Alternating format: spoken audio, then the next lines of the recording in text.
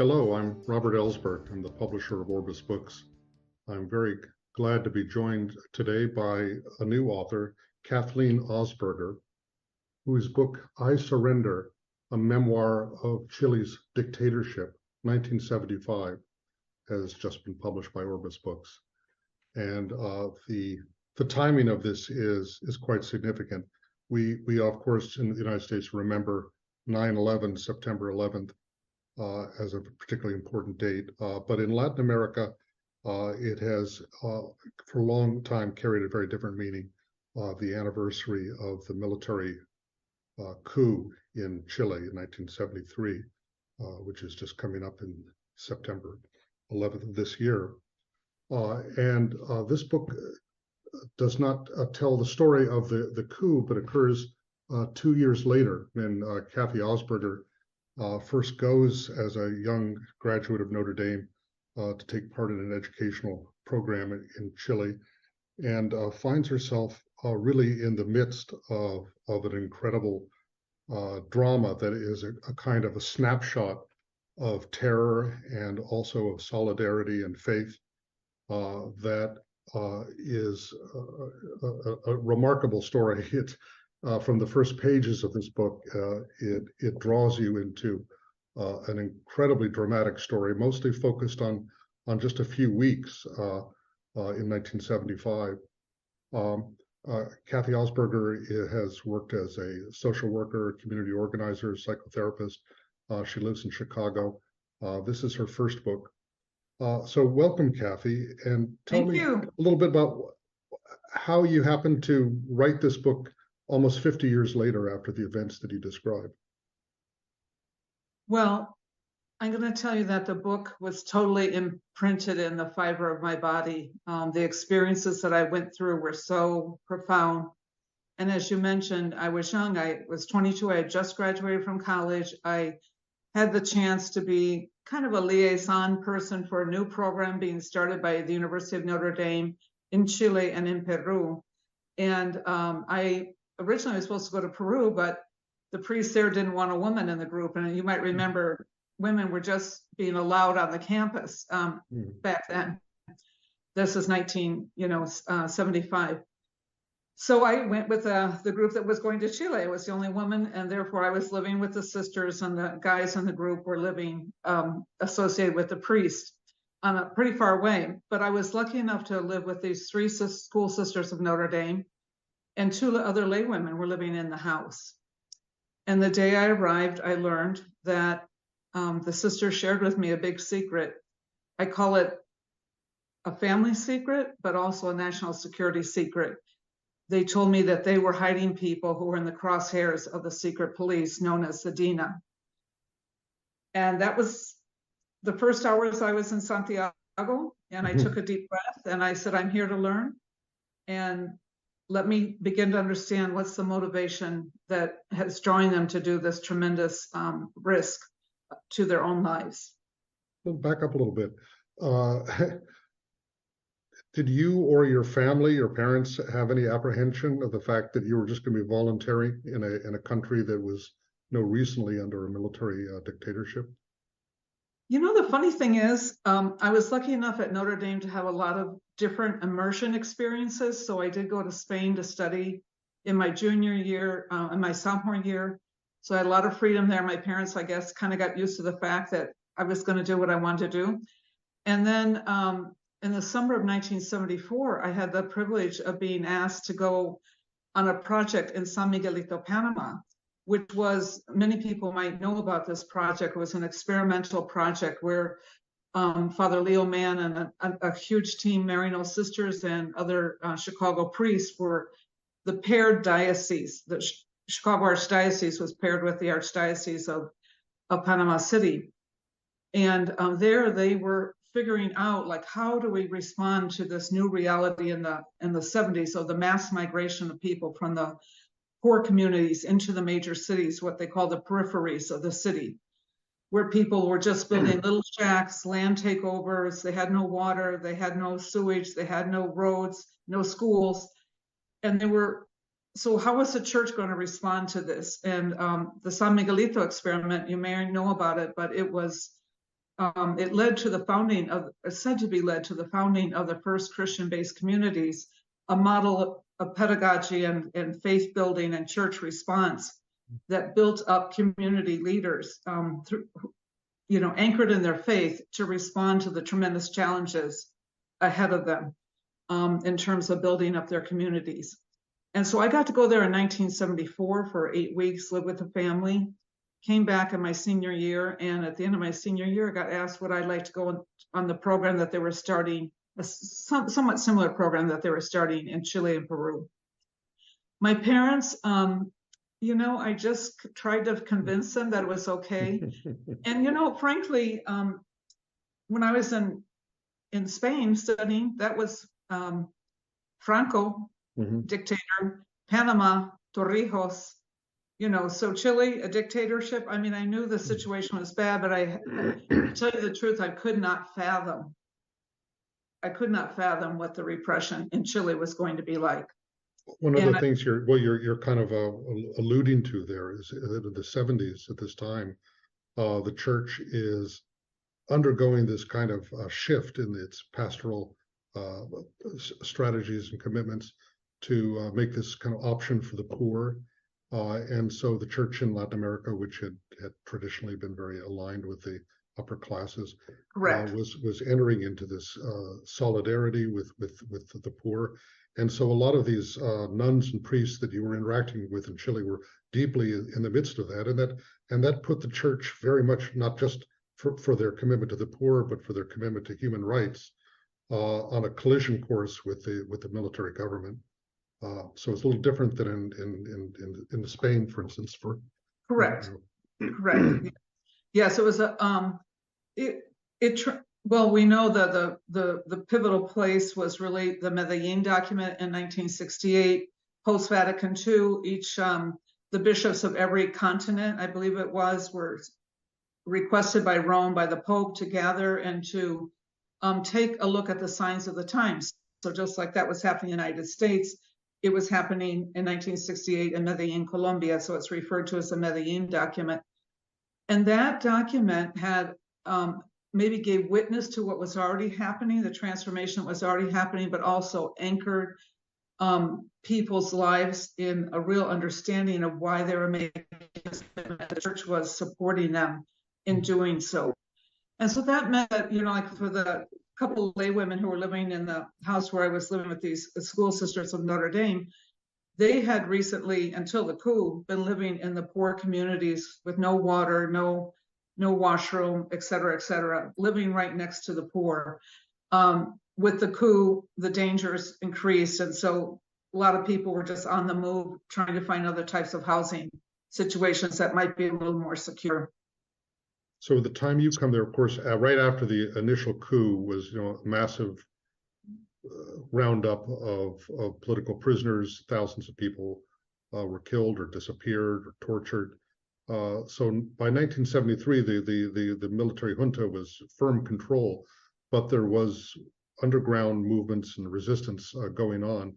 And so some of these people who were in trouble or hiding or on the run from the government were being sheltered in houses like the one where you were living, other religious communities as well. And you found out about that your very first day in the house. And yes, I did. It comes to a head just a few weeks later, or some weeks later. I mean, in November, I guess, October, November. So tell about like what led up to the big crisis that's pretty much the focus of your story. So I was getting familiar with the life in the poblaciones and myself trying to find a way that I could be of service beyond just teaching in the Maryknoll grade school where I was. And I knew about the sisters' commitment because they told me on the first day. That day actually was another major case where someone had been hidden, but the morning that I arrived, that person was moved to another, I believe he was moved to an embassy to be able to leave the country, but he was very much protected by Cardinal Silva in the whole process. So what happened was on October 15th to 16th, there was a major confrontation between the secret police which is known as the DINA, D-I-N-A, the DINA, and the MIR, Movimiento Izquierdista Revolucionaria, leftist movement, military movement. And they were a group active who were arms bearing, and some parts were on the political side, but others were arms bearing.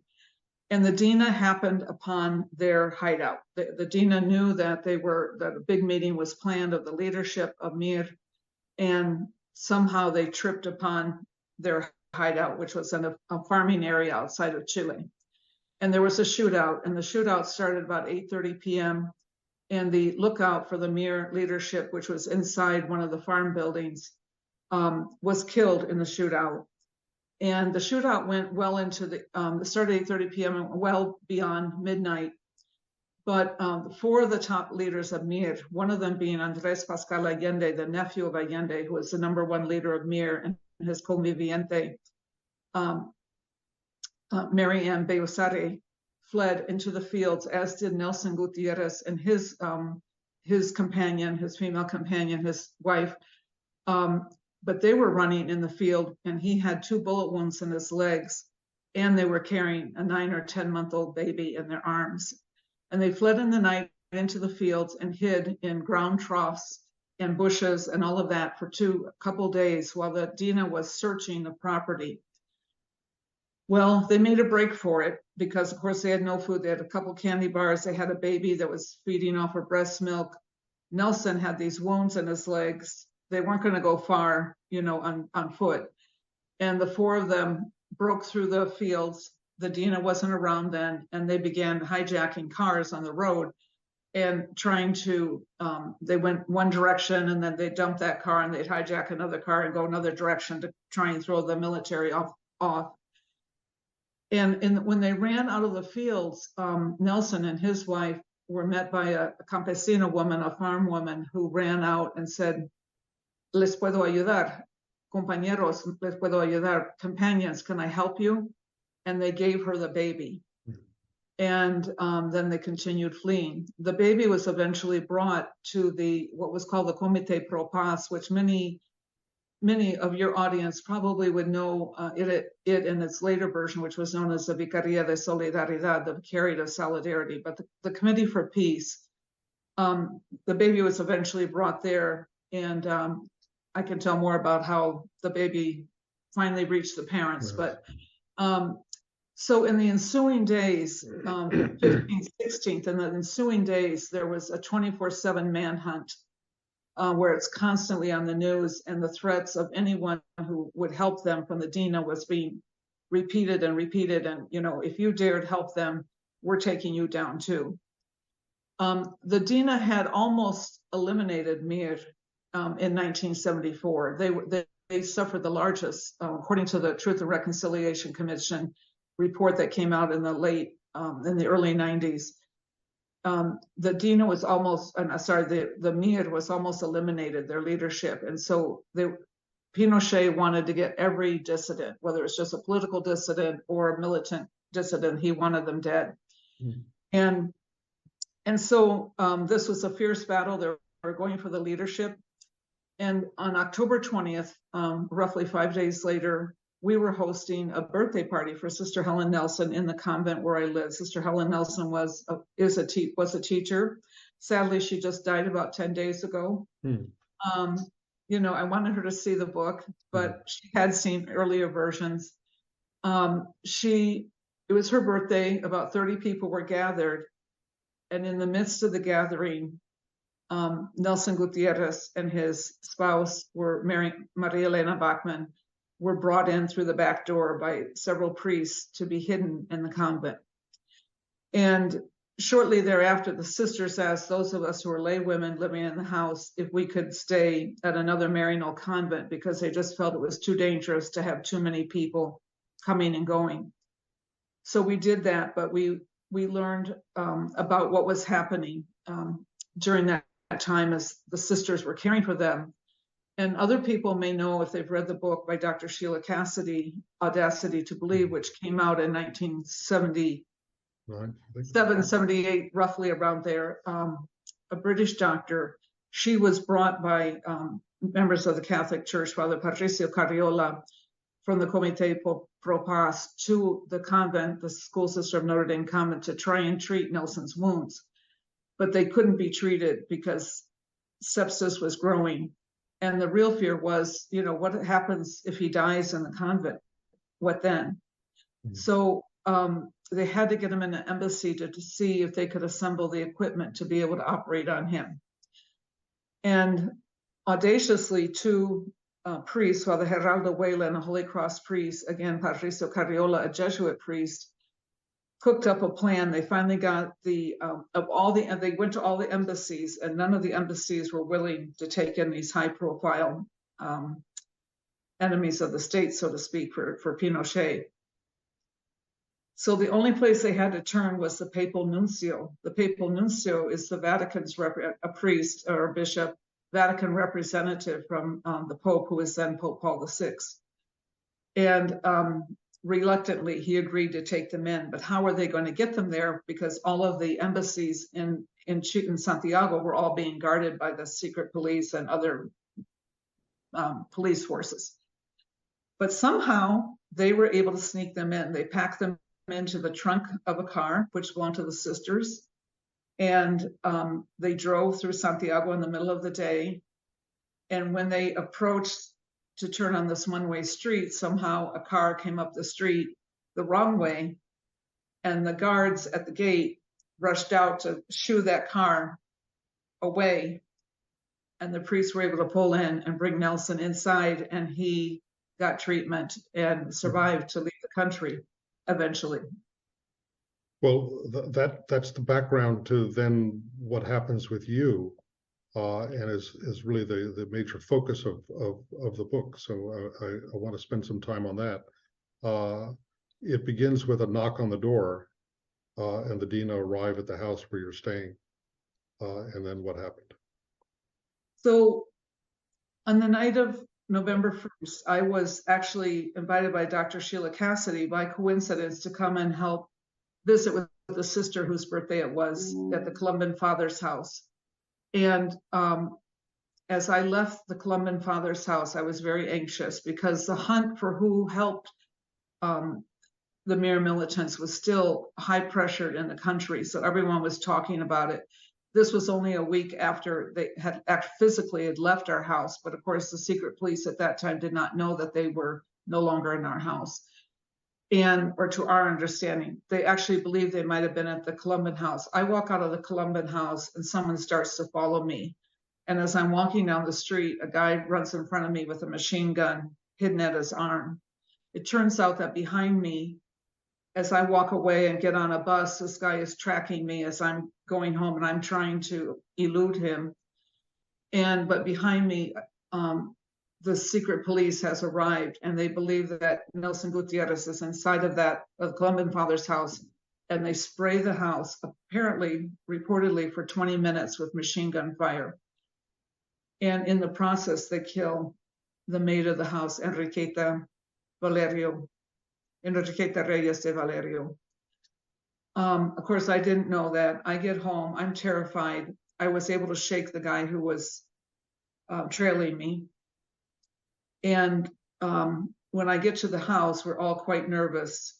The next morning, as you said, it wasn't a knock. They were pounding down the door of the convent. It was probably about 4:30, 5 o'clock in the morning. And I end up answering the door with Paula Armstrong, Sister Paula Armstrong, another school sister of Notre Dame, very valiant woman, now deceased as well. And the Dina pushed their way in and began to search the house and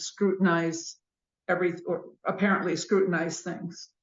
And they're interviewing us and checking our identity cards, our Chilean identity cards called cedulas. So they're interrogating us about our cards. And they're ransacking the house and that sort of thing. And then a commander arrives, and Sister Paula is first interviewed by him. And then I am polled. They asked who knows Sheila Cassidy. And somewhat naively, but also because I had her name and address on a slip of paper and I left it on my bedside that night. And I thought they had found it, and I thought, I can't be responsible for everyone else being harmed. because that was foolish of me to leave that piece of paper. So I said, I do. I know her. So then they took me prisoner. But first they interrogated me, this so-called commander. And when he was interrogating me, I'm looking at his eyes, I'm watching his demeanor, and most especially listening to his speech. And I'm like, wait a minute, this guy is an American. He's a guy from the Midwest. What is he doing here? He's totally, is this all a US operation? Is this a DINA agent? What's the story here? But I had this strong feeling like I could have gone to high school with you. In fact, we were only about 5 years apart in age. And it was just a sickening feeling. I don't know, I can't describe it, like someone being colluding with what the DINA had been doing for all those years, and the Pinochet had been doing for the years since the coup, and the damages to so many people's lives, all that disappeared, the increasing poverty in the neighborhoods, the destitution, the fragility of children, the traumas, you know, just on and on, the issues that permeated from post-coup. Well, they decided to take me prisoner, threw me in the back of a DINA car, blindfolded me, handed me a blindfold. They never actually touched me physically, but they took me to the secret prison, Via Grimaldi, where Dr. Sheila Cassidy was being tortured, severely, severely tortured. And in fact, I'm later to read in her book that she could, and she shared with me in a letter, that she could hear me being interrogated, because they had a phone link between the cell where they were torturing and interrogating her to give up information about where these people were, the Mir people were. And she could hear what Paula and I were answering on the other side. And they forced her out they first forced her out for her to point out where the convent was. And they took her back and started torturing her more, asking where are they hidden. And finally that morning, she shares that they were in the Vatican embassy. And her torturers were furious, like, are you kidding me? They're in the Vatican embassy. But that tells you a lot about the church in Chile. The church in Chile was steadfast against these human rights abuses. And even people who maybe politically were reluctant to act, they were willing to act as Christians to save people's lives. Because as the sisters, when they were making their own decision about whether to receive the Mir members in their house, of course they knew the risk. But they were like, wait, what are we doing here? We're Christians. You know, we are compelled to save the life of another if we possibly can. And so they offered sanctuary with the conditions of no weapons, but weapons kept being brought in secretly. And so a very valiant person, Sister Peg Lipsio, Margaret Lipsio, a Maryknoll sister, came and stayed during the day to try and intervene so that no one was coming to the door, no one was using the phone inappropriately, or because of course that was a risk not only to them but to everyone else in the house for breaking the rules. So eventually the secret police then took me around to the Maryknoll Sisters Center House. They thought maybe they were hiding there, but Sister Catherine Gilfeather was very audacious in her response. When they took me up to the front door, I threw off my blindfold. They were standing there with machine guns. Sunday morning, you know, probably was 7:30, 8 a.m. at that time. And she stood in the doorway and would not let them in spite of their machine guns. And she pushed me inside. And I tried to share there were some people back in the kitchen. So I shared with them, you know, call this person, call that person, let them know they're in danger, because I believed that they were going to take me again back to the Via Grimaldi for the same treatment, the torture treatment that Sheila was getting. But for some reason, they just drove me back to my house, the convent where I was living, and they made me sign the back of the warrant of Sister Helen Nelson and say that I was not harmed. And I didn't want to sign it, but eventually I caved and I did. There's yeah, it's an amazing story. You give, moment by moment feeling of everything that happened. And there's of course, you didn't know what was going to happen, and you had every reason to believe that you were going to disappear or end up being tortured.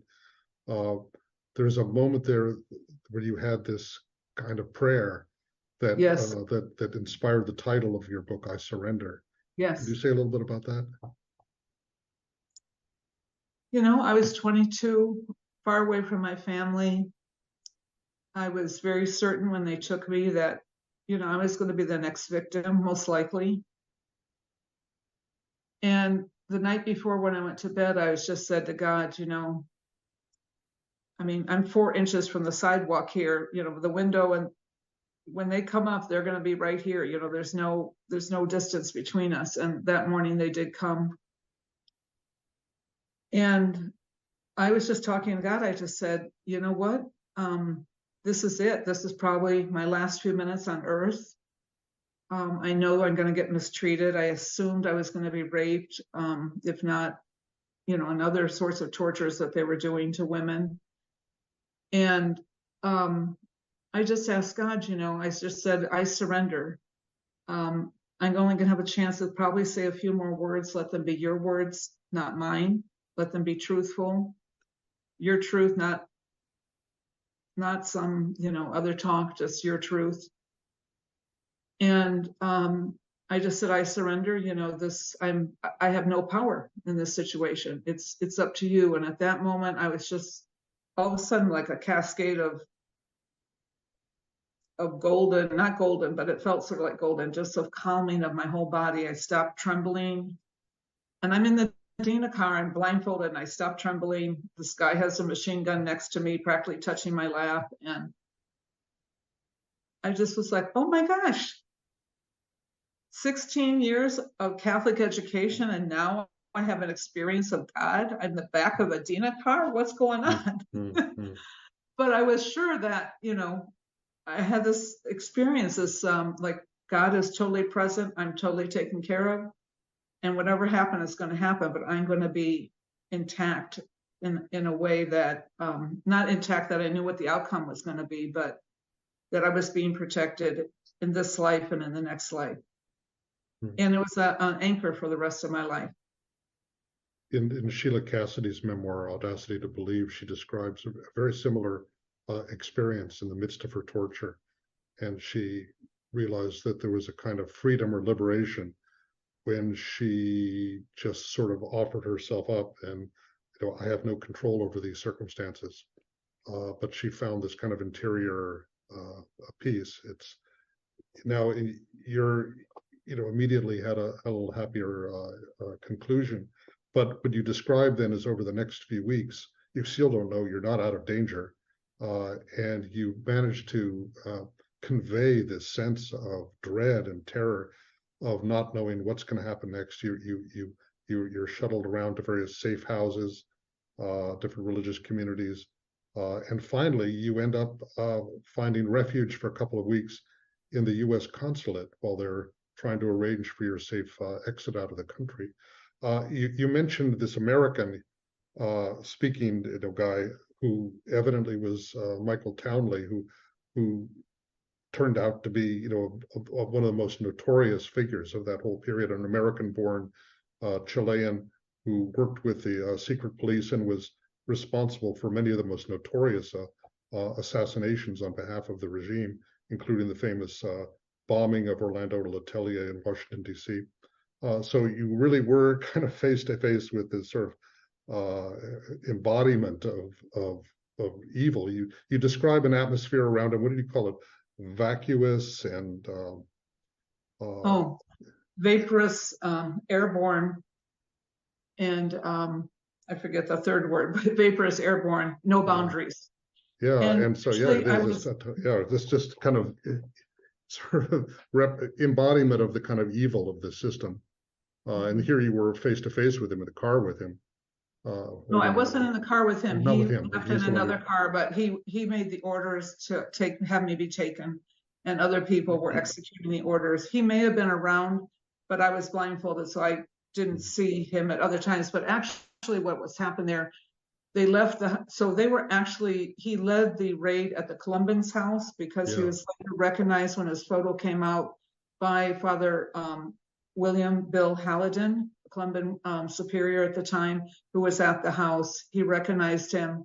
Then he was recognized by Sister Connie Kelly when his face was seen. In the morning of November 2nd, when the raids the raid started at the Columban's house on November 1st in the evening, but by the morning of November 2nd, they were at, Sheila had pointed out, the convent of the School Sisters of Notre Dame. By that time, of course, the militants were not living there, but anyway, they barged in, they took me. And so they did the raid there, and then they went to basically Las Condes, which is in the northern part where the Holy Cross priests had several houses and also parishes. And one was a seminarian house where Father Geraldo Whalen lived. And in the seminarian's house, they were also hiding another mere person who was under a death threat. And they pull Father Whalen, and this man, Martin Humberto Vasquez, I believe his name is. And both of them were beaten up and taken to the torture center, the same torture center where Sheila was.